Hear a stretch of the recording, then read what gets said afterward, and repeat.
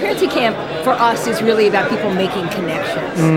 We hope it encourages more collaboration between people inside government and outside of government, within government, and just getting various communities together to get to know each other. I mean, everyone here seems to be passionate about transparency of government information, about using technology for collaboration and for citizen input. And so to be able to sponsor this event, to make this these connections happen, is a very exciting moment for Sunlight. Sunlight has a bit of a history in this. Very early on in our founding, we brought together a lot of sort of policy-oriented data folks, mostly Washington-based, and technology geeks, mostly West Coast-based, in a meeting on the West Coast. And it was facilitated by Mitch Kapoor, and he gave us his space, and it was a huge success.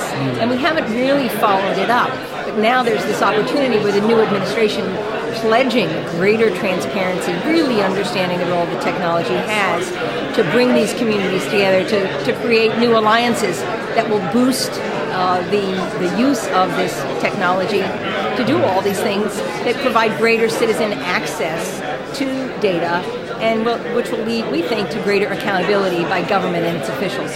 And it's about really giving a boost to the new feeling in Washington about the use of technology to create more transparency and more trust in government through greater accountability.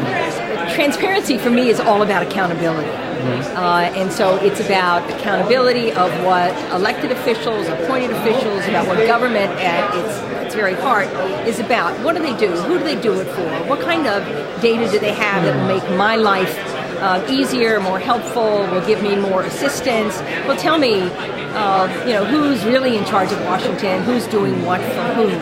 And so the transparency is about making information available to citizens in easily accessible ways whenever they want it, 24/7, online, in real time, information that citizens might want to use. The biggest challenges are not technological. The biggest challenges are cultural challenges.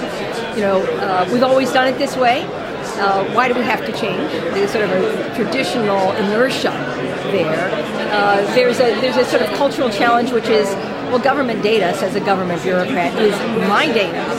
And that, of course, is a ridiculous assertion. It's the citizens' data.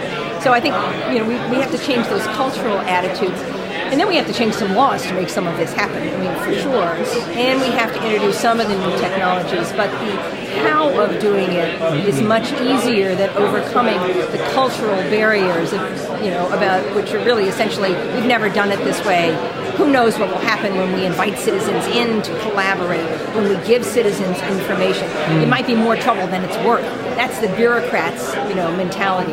It might not be politically convenient, it might not be as easy, but it certainly, from our point of view, will be far more democratic and can potentially help us realize what a true democracy looks like with citizen participation in all aspects of being government. Well, the Obama administration, for sure, has brought new attention to the use of technology in all three arenas that we care about: transparency for government data, collaboration in the development of information, and citizen participation in government. They clearly get this. They are starting down a long road to making it happen. And I think Sunlight, the fact that Sunlight is now a 3-year-old institution, is ready to sort of move forward with this. We've been catalyzing, we've been prototyping, we've been practitioners, and so we now have an opportunity to really grab hold of the opportunity and push this forward in a really big way.